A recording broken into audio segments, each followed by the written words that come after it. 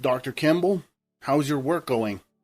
A handsome man wearing a white lab coat looked up from his desk. His eyes focused on the police officer who had just walked into his office. He took a sip of his coffee. This was Frank, a close friend of his. What's going on, Frank? Why are you so formal today? The dead can't hear us, so, we can talk like normal. Frank smiled and found an empty chair to sit on. He looked at Tyler and noticed something that bothered him.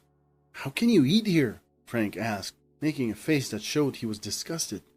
Tyler just shrugged. What's the problem? Where else should I eat? This is my office. You want some coffee? Frank looked like he might be sick and quickly shook his head. No thanks, I'm fine. Tyler reached for a pile of papers on the table and handed it to him. Here's the report you wanted. Frank quickly looked through the papers and then relaxed into a smile. Thanks, Tyler. It's exactly what I thought. Now I don't have to hurry and we can chat. How's everything with you? Tyler laughed. You never fail to surprise me. I can't imagine how you'd talk to me if the report wasn't ready. I'm doing well. And before you ask, yes, I'm still single. How's that possible? I remember at the last party you left with the most beautiful woman there. I don't know, Frank. Seems like girls don't want to be with someone who has my kind of job. As soon as they find out I work with dead people, they lose interest. Frank teased. Well, that's your fault, isn't it? You could have followed in your family's footsteps and played the violin. But instead, you chose this strange job working with the dead. Tyler laughed, picturing himself on stage in a fancy tuxedo playing in front of a large crowd. But no, he loved his job as a medical examiner, looking into the causes of people's death, and he wouldn't trade it for anything else. Growing up, Tyler's family always assumed he would become a musician like the rest of them. Music was in their blood, and young Tyler was expected to follow suit.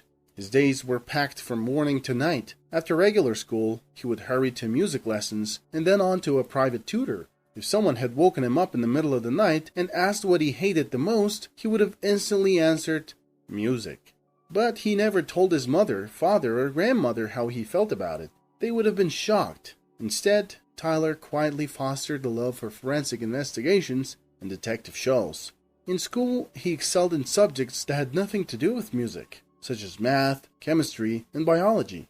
His parents either didn't notice or didn't want to see their son's true passion until something happened that changed everything. When Tyler was in the 8th grade, already weighed down with numerous music trophies, a new girl joined his class. Even years later, he remembered how his heart had skipped a beat, then started pounding again, but in a completely new way. She was beautiful, almost like an angel, and Tyler felt he had no chance with her. He was skinny, pale, and always seemed to be carrying a musical instrument. The realization hurt, but Tyler was not one to give up. He spent a week watching the girl, learning about her, and finally gathering the courage to talk to her. Hi, Tyler said nervously. The girl looked at him with big surprised eyes. Hi? Can I walk you home? Tyler asked, his voice barely above a whisper. The girl laughed and looked Tyler up and down before replying. No. If a strong wind comes, it might blow you away, and I'll be responsible. And if someone tries to attack us, I'd have to save you. Everyone around them burst into laughter, and Tyler felt his face turn red. He ran all the way home, tears in his eyes, where his grandmother was waiting. What happened? Why aren't you at music school? And why do you look so messy? Tyler's anger boiled over. He grabbed his violin and threw it across the room onto the sofa, shouting, Because I hate music school, I hate music, and I'm not going to study it anymore. His grandmother grabbed her chest, looking like she might faint, and Tyler ran to his room, slamming the door behind him. From that day on, everything changed. Tyler refused to practice music ever again. His grandmother had to take medicine to calm her nerves, his mother sobbed, and his father stayed quiet, understanding his son's feelings. He knew what Tyler was going through because he had felt the same way when he was young. Even now, he would rather be fishing with his buddies or enjoying a beer instead of dealing with all the trauma. Eventually, after visits to a psychologist and many family arguments, Tyler won the right to choose his own path in life. He joined the swimming team and focused on school subjects that fascinated him, like science and math. He even started doing his own experiments in his room, living a life entirely different from before. His mother cried again, his grandmother scolded, but Tyler didn't care. even when he came home with bruises and a bloody nose. Music was now a thing of the past. When it was time to choose a college, his family gently suggested something related to the arts, but Tyler announced that he wanted to join law enforcement. His grandmother's mouth fell open, and it was now his mother's turn to take calming pills. Sadly, Tyler didn't pass the physical exam for the police academy, but he had a backup plan. He applied to medical school, which interested him just as much. It seemed like the women in his family finally breathed a sigh of relief, even though they still didn't quite understand his decision. A doctor is a very honorable and safe job, Tyler's family said with relief. But their relief vanished when they learned the specific field Tyler had chosen. He was going to be a medical examiner, a person who investigates the cause of unexpected or violent deaths. This was a far cry from playing the violin, but for Tyler, digging into the mysteries of death was an art in itself. He had found his true passion, a calling that resonated deep within his soul. It had taken a painful realization and a twist of fate to guide him there, but now that he had found his path, he embraced it fully. It was unconventional, but it was his. "You're lucky," Frank said with a hint of envy. "Sitting here in your kingdom like the ruler of the underworld. No one bothers you." Just then, a loud ring sounded in the office where they were sitting. "See, you jinxed it! Someone has been brought in," Tyler said, a hint of amusement in his voice.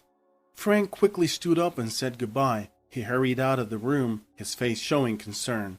Tyler headed upstairs where an ambulance and a police car were waiting.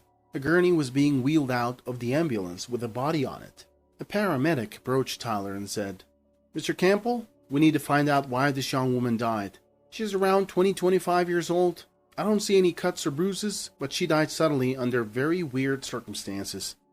Tyler looked at him and nodded, his face calm and professional. "Great, I'll leave everything to you." The gurney was wheeled into the department. The paramedic left, and Tyler pulled back the sheet to reveal the body. Most times the faces of the deceased looked normal, but the touch of death always left a mark. Not here. The skin was pale and the limbs were cold, but otherwise the young woman looked like she had just fallen asleep. Tyler usually didn't spend much time looking at the faces of the dead. This girl was different. Her features were strikingly beautiful, almost perfect. Something inside Tyler's chest ached. He had a strange feeling of longing, as if he had known her and loved her. "She's so young and beautiful.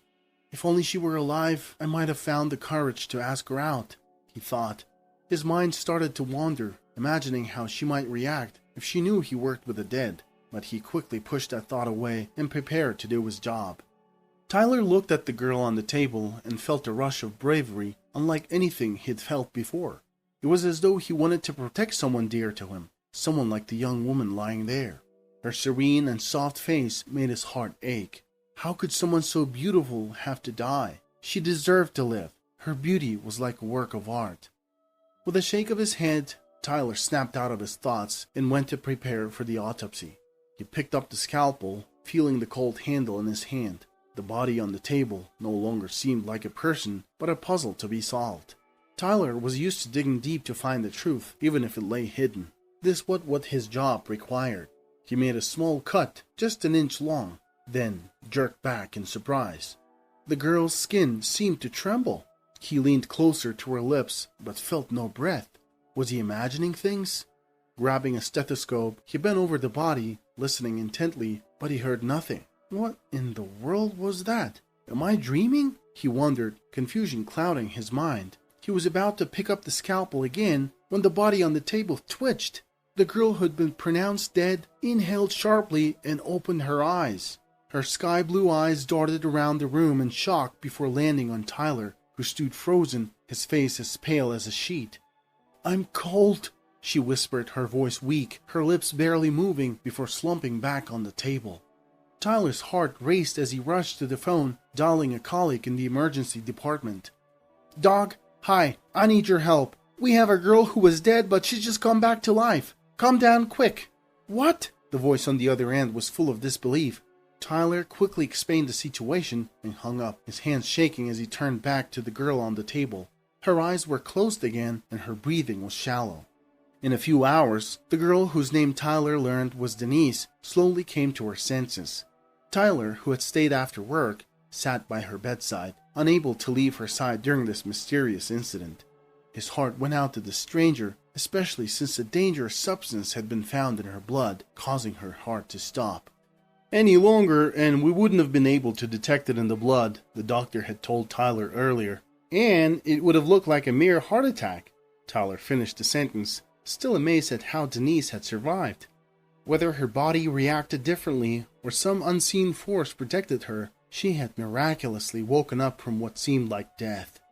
As Denise's eyes fluttered open, she softly asked Tyler, "Who are you, and what is this place?" "My name is Tyler Campbell. I'm a medical examiner. You were pronounced dead and brought here. I was about to perform an autopsy," Tyler explained, watching her eyes widen in shock. "How did I end up here?" Tyler was about to answer, but a knock at the door interrupted him. Frank entered, followed by 2 policemen. "You're just in time. She's awake," Tyler said. The doctor who came in with them spoke quietly. "She can't talk much right now, so don't pressure her or make her anxious. And not for long. We gave her sedatives. She'll fall asleep again soon." Frank nodded. "Yes, of course. My people are working on the scene. I'll just ask a couple of questions." They all prepared to listen as the situation unfolded. A few hours earlier, Denise had been working as a cleaner at a private wealthy residence. "Hey Carol, can you finish up here by yourself? There's just a little bit left. I'll go help the girls wash the windows," Denise had asked her senior colleague, a plump woman who nodded at her without pausing in her work. "Yes, dear, go ahead. Don't worry. Just take out these bags of trash." "All right." Denise grabbed the bags and headed to the yard, where others in the same uniform were busily maintaining the grand estate of one of the city's wealthiest individuals. They were tidying the yard, cleaning the garden, and keeping everything in perfect order. Denise had been working for the cleaning company for a year, but she still didn't know all of her colleagues. Usually she worked with just a few of them. However, this particular job was different. The client was preparing for a significant event, and he needed his grand home brought to a spotless condition as quickly as possible. Many workers had been called in to ensure the job was done swiftly. Walking down a narrow path behind the house, Denise turned the corner of an outbuilding. "It's a bit gloomy here. Nothing like the front of the house," she nervously said to herself, trying to shake off an uneasy feeling. As she approached the trash bin, a sudden shiver ran down her spine. Just then, her phone chimed with a message. As she looked at the screen, her eyes caught movement. Another worker, his upper body hidden behind a pile of boxes, was approaching. Only his hands were visible, clutching the heavy load. Denise tried to step aside to let him pass, but she was too late. They collided, the boxes scattered, and she felt a sharp, painful jab on her side. "Ouch!" was all she could utter before the world went dark. Her body went limp, her breath grew short, and all she could hear were the faint rustling of retreating footsteps. "Help! Please! I feel sick!" she moaned, struggling to find the wall to support herself. She took a few wobbly steps before collapsing to the ground and losing consciousness. That was all she remembered. "Did you see the face of that worker? Or do you remember any distinctive features?" one of the interrogators asked, leaning forward with intense interest. "I'm sorry, no. I didn't see the face, only the hands. But there seemed to be a black bracelet on one of the wrists. I can't recall exactly," Denise replied, her voice trembling. Tyler and Frank exchanged significant glances. "That's very important information. Well done. If you remember anything else, let us know. Rest for now," they advised, trying to reassure her.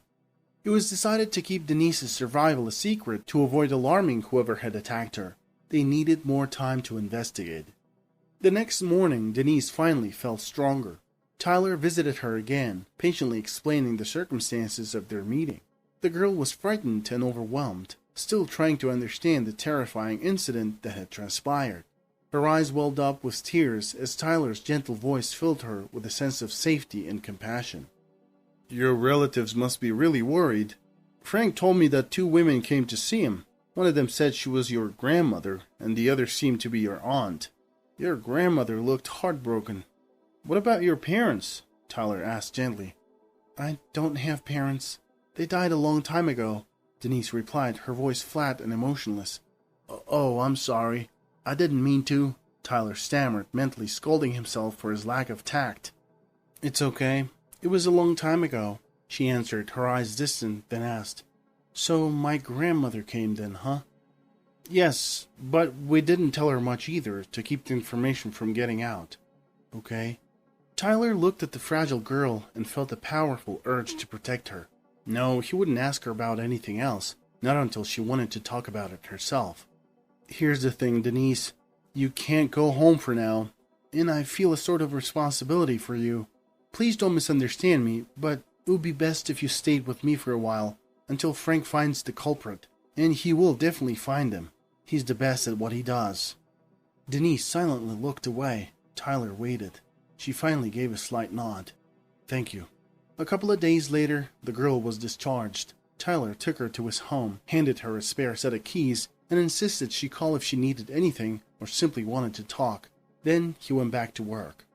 The workday seemed to drag on forever. Frank didn't provide any updates. Unable to wait any longer for news, a wary Tyler returned home in the evening. He opened the door with his key, stepped into the hallway, and stopped in his tracks. He inhaled deeply. The apartment was filled with the delightful aroma of freshly cooked food. He smiled broadly, thinking, "Who would have thought? I never believed my kitchen would see the day when something so delicious would be cooked in it." "Good evening," Denise greeted him simply. The guest and the host sat down at a warm meal. Tyler devoured the food with pleasure. Denise, a bit shy, smiled contentedly. "I wanted to thank you for taking me in. It's nothing special, just pasta with vegetables." "I've never tasted anything better. Thank you," Tyler said, smiling back. During the meal, the two chatted and learned more about each other. When the conversation turned to hobbies, the girl mentioned her love for music. "You play the violin?" Tyler exclaimed, his hand with a cup of tea pausing mid-air. "Yes. Is something wrong?" "No, everything's fine." Tyler smiled, his eyes lighting up as he ruffled his hair. "It's just, how shall I put it? I used to play the violin too, but unlike you, I found my calling elsewhere." "Wow, I can't imagine you with a violin bow in your hand," Denise said, her eyes sparkling with curiosity. They both laughed, enjoying the moment. "Why did you stop playing?" she asked, leaning forward to hear his story. Tyler's face softened as he recounted his journey as a failed musician. He described how he had once been passionate about the violin, practicing for hours, and even performing in small venues. But over time, he realized that his heart was in medicine, and he chose a different path. At the end of his story, he chuckled and said, "The ladies in my family still can't come to terms with my choice." Denise smiled thoughtfully, her mind wandering to her own family. She was silent for a while, and then suddenly the words poured out of her like a torrent. "Well, it's good when your family wholeheartedly supports your choices. My mother was wonderful at that. She was always on my side," Denise reminisced, her voice tinged with both warmth and sorrow. Denise grew up without a father, who had died before she was born. Her mother worked tirelessly, sacrificing and striving to create a loving and comfortable environment for her daughter. One special day in her childhood, her mother took Denise to the conservatory for a classical music concert. The experience was magical, and it left an indelible mark on her heart. From that moment on, the little girl dreamt of playing a musical instrument. Her mother recognized and wholeheartedly encouraged her love and ambition. Denise had a natural gift for music, and she diligently honed her skills on the violin. By the age of 16, she was already an accomplished violinist, playing with grace and emotion. Then tragedy struck. Her mother was diagnosed with stage 4 cancer, and the doctors only gave her 6 months to live. The devastating news rocked their world. "You must find your grandma. You should have family to lean on when I'm gone," her mother implored during one of their heartfelt conversations, her voice filled with urgency. "Mom, don't talk like that. You'll get better. Everything will be fine. Besides, our father's family disowned us. You said that Grandma cut all ties with Dad when you two married against her wishes. She was against you from the start," Denise replied through tears, her voice cracking with emotion. "Don't argue. There is no time. You think it'll be easy alone? They're still your only family," her mother whispered, her voice breaking with the weight of her words. Denise shook her head, embracing her pale, fragile mother. "Promise me that you'll get in touch with them her mother insisted, her eyes pleading. Finally, her daughter whispered back, her voice barely audible, "I promise." As her mother's condition worsened, Denise summoned the courage to swallow her pride and went to her grandmother, Joyce Larwood. Joyce was a strong, successful woman who lived in a large house and ran her own real estate business. The reunion was awkward at first, but slowly bridges were mended, and Denise found solace in reconnecting with a part of her family she never knew. Joyce's eyes widened when she first saw Denise, so struck by her resemblance to her late son that she immediately recognized her as a granddaughter. The family connection was unmistakable, and the emotions it stirred were profound. "Please, help save my mom," Denise pleaded, tears in her eyes. "I need nothing else from you." Joyce's heart went out to the girl, and she agreed to help. However, despite all their efforts, the day came when Denise's mother quietly passed away. The girl's grief knew no bounds, a pain so deep it felt unending. But her mother's words rang in her ears, urging her to pull herself together and move on.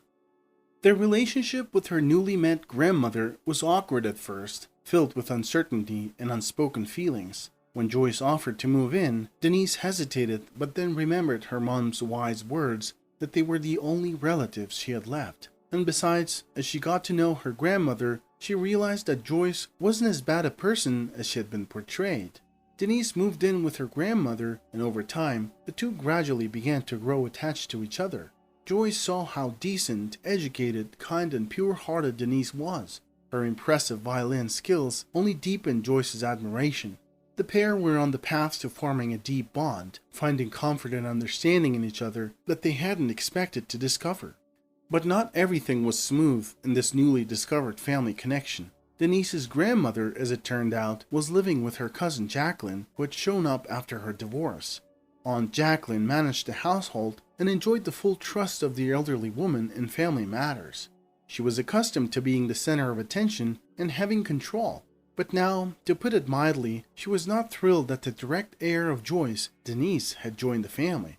From their first meeting, she took an instant dislike to her. Jacqueline's eyes were often filled with suspicion and jealousy, watching Denise's every move.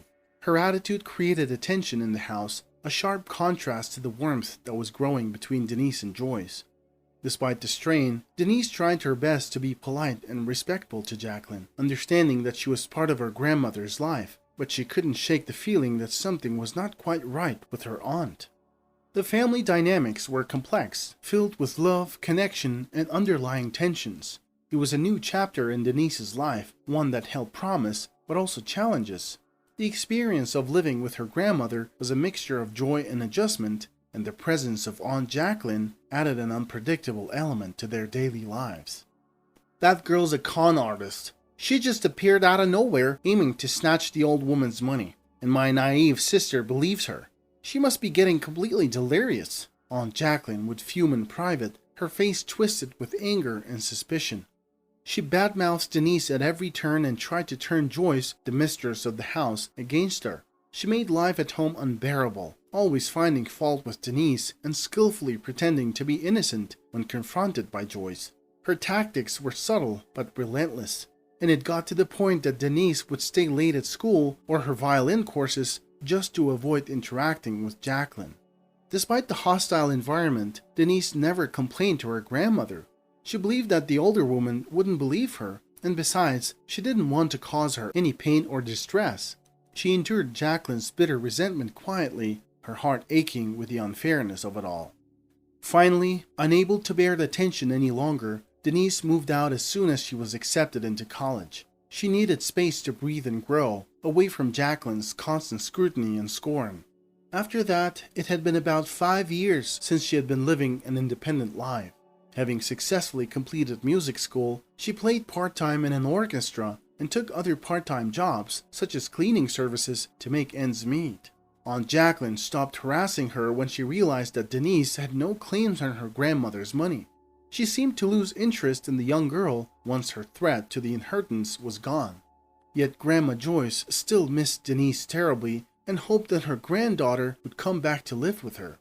She called her periodically, their conversations filled with warmth and love, but also a touch of sadness. You know what I remembered? The girl suddenly exclaimed, finishing her story, her eyes wide with realization. What? Tyler asked, his interest piqued. On the day before I was attacked, I got a message from Grandma. She had invited me to come to her house for her birthday and said she wanted to tell me something important. By the way, did they find my phone yet? Denise asked, a worried expression on her face. Unfortunately not yet, Tyler replied, his brow furrowing as he considered the implications of her words. A new thread of mystery was woven into their conversation, adding to the complex tapestry of events. Denise's connection to her family, the unexpected message from her grandmother, and the strange attack on her were all pieces of a puzzle that seemed to grow more intricate the more they explored it. Denise's eyes suddenly widened, and she sat up straight as if jolted by a memory. And also, I remembered something else. The wrist of that person, the one who attacked me, didn't have a bracelet. There was a tattoo of a chain on it, she stammered, her voice filled with both excitement and trepidation. Are you sure about that? Tyler asked, leaning forward in his chair, his eyes fixed intently on her. Yes, absolutely. I couldn't recall it before, but now it's clear, Denise confirmed, nodding her head emphatically. Tyler's heart began to race. This was a crucial piece of information. He quickly grabbed his phone and dialed his friend's number. Frank, come to my house quickly. I have something for you. Frank arrived within half an hour, his face showing concern. He listened to Denise attentively, asking her clarifying questions, making sure to capture every detail. When he was left alone with Tyler, he risked sharing his own thoughts on the matter. Do you think the aunt could be involved in this? He asked, his voice low and thoughtful. Let's not rule out any possibilities. Anything can happen, especially since the girl says she doesn't have any enemies. Well, except for her aunt, Tyler replied, rubbing his chin. Tyler pondered for a moment, lost in thought. How could such a good person have enemies? Frank gave his friend a teasing look, his eyes twinkling with mischief. Oh, a good person, you say? You like her, don't you? It's not like that, Tyler stammered, his face turning a shade redder. All right. But why not? She is beautiful, sweet, and plays the violin. Don't miss your chance, or someone else will quickly snatch her away, Frank chided, laughing at his friend's discomfort. Stop talking nonsense. She's got her own head on her shoulders. Tyler blushed, trying to steer the conversation back to the matter at hand. You better tell me what's going on with the case. Any progress? Frank's grin faded, and he became serious, his demeanor changing as he focused on the case. Well, where to begin? It turned out that the surveillance camera footage at the site of the incident captured a person in uniform who was carrying boxes. Unfortunately, the recording quality was poor and they couldn't get a clear image of the face. Furthermore, on that particular day, the cleaning company had hired a few temporary workers due to staff shortages. This made identification even more challenging, as the regular employees didn't recognize each other. Frank described the complexities of the investigation, how they were painstakingly trying to narrow down the list of suspects and make sense of the scant evidence they had. The tattoo description might be a vital lead, something that could help them pinpoint the attacker. Frank had taken a trip to Denise's grandmother's house. After speaking with her, he was about to leave when a car pulled up and Jacqueline emerged, her face flushed with emotion. Hey, Aunt Joyce, what's the police doing here? Called Jacqueline, her tone a mix of curiosity and concern. It's Denise. She's gone, Joyce cried, her voice breaking as tears welled in her eyes. Hearing the anguish in Joyce's voice, Jacqueline quickly ran up to her and gave her aunt a comforting hug. A moment later, she let go and asked, her voice filled with dread. Oh my God, what happened to her? I don't know. She just collapsed at work and that's all I know, Joyce sobbed, her body trembling with grief. At that moment, the man who had given Jacqueline a ride also approached and hugged them. Frank, who was standing not too far away, noticed the tattoo on the man's wrist. It was the same tattoo that they had seen in the surveillance video. A chill ran down his spine as the pieces of the puzzle started falling into place. He quietly said his goodbyes and left, his mind racing. Upon hearing the tragic news about Denise, Joyce had immediately canceled the grand reception planned for her birthday. But the night before, she had spent a long time in her office talking on the phone. It was Frank who had explained that Denise had actually survived, and was now under protection. He also told her that they had a lead on the person who might have committed the crime. Eventually, Joyce announced that the celebration would still take place. Her niece Jacqueline didn't know whom the elderly woman had spoken to or why she had changed her mind by morning, but the news delighted her. After all, her aunt had been hinting for some time that she would be handing over the business to her heir on her milestone birthday. The elderly lady had never mentioned any specific names, but there was little doubt in Jacqueline's mind. Since the granddaughter was supposedly gone, everything would naturally pass to her.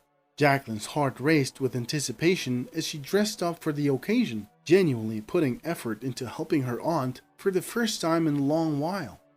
That evening, the guests gathered around the large dining table, the room filled with the clink of glasses and soft chatter. Close colleagues and friends of Joyce were present, and the atmosphere was one of anticipation. However, the old woman seemed distracted, continually checking her watch and casting impatient glances at the entrance door. Jacqueline, sensing the unease in the room, decided to take control of the situation. "Aunt Joyce, everyone is here. Shall I begin the evening with a toast?" she asked, her voice filled with excitement. "Don't rush, Jacqueline. I'm waiting for someone else," Joyce replied, her eyes still on the door. "Who might that be?" Jacqueline asked, curiosity in her voice. "You'll see," Joyce answered, a secretive smile on her face. At that moment, the door to the hall swung open, and a couple entered. The young woman, dressed in a beautiful silver gown, was arm in arm with a tall man in an elegant suit. Their appearance caused a stir in the room. "Ah, here are my main guests," Joyce joyfully announced, rising to her feet. "Now we can begin." Tyler reassuringly squeezed the hand of his companion, feeling her tension. It was clear that Denise was nervous, and he looked around the room, noting various expressions. Joyce's happy smile, the guest's bewilderment, and Jacqueline's face, pale with shock. Then he locked eyes with Denise. She looked stunning in her dress, her long dark hair flowing down her back, her blue eyes sparkling with excitement and fear. "Well then, let the festivities begin," he said, smiling at her, and stepped forward, taking her hand. The room erupted in whispers as the guests recognized the young woman as Joyce's granddaughter, but among all those present, it was her niece Jacqueline who was especially shaken. Her face turned ashen, and her hands trembled as Joyce's announcement came. She intended to transfer most of her assets to Denise, her rightful heir. Jacqueline's fury erupted like a volcano. She caused a scandal at the gathering, calling Joyce a foolish old woman and Denise a deceitful manipulator. "Why won't you just die?" she spat at her aunt, her face twisted with rage, and stormed out the door. Outside, a police squad awaited her, led by Frank, his face stern and his eyes unyielding. He already knew that the man who had tried to kill Denise was Jacqueline's lover. The lover had betrayed Jacqueline, revealing that he had acted on her orders to eliminate Denise. As evidence, he had shown the incriminating messages on his phone from Jacqueline, outlining the wicked plot. 6 months after that fateful evening, the time had come for a joyous occasion. In a church adorned with white flowers, a beautiful bride in a white dress walked down the aisle. It was Denise, holding on to her joyful grandmother's arm, her face glowing with happiness. At the altar, her handsome groom, Tyler, looked at her with adoring eyes. The medical examiner, often seen as having an off-putting profession, was finally getting married. He had found a girl who not only accepted his line of work, but looked upon it with a certain reverence. She had once said to him that it was only because of his profession that they had found each other. In the front row sat Tyler's parents, his mother dabbing her eyes with a handkerchief, overwhelmed with emotion. She was thrilled with her new daughter-in-law. "God, my Tyler has finally found a wife, and such a beautiful one, and how she plays the violin, a sheer delight for the ears," she kept repeating after meeting Denise. Frank was also present at the wedding, and he was enjoying the celebration with his wife Stacy and their son Jake. His successful handling of the case had led to a promotion at work, and he was now the head of a department with the rank of lieutenant colonel. That evening, at his own wedding and for the first time in many years, Tyler picked up the violin again. Together with his new bride, they performed a touching melody that brought tears to the eyes of almost all the guests. It was a symbol of their unity, their love, and the beautiful journey that had brought them together.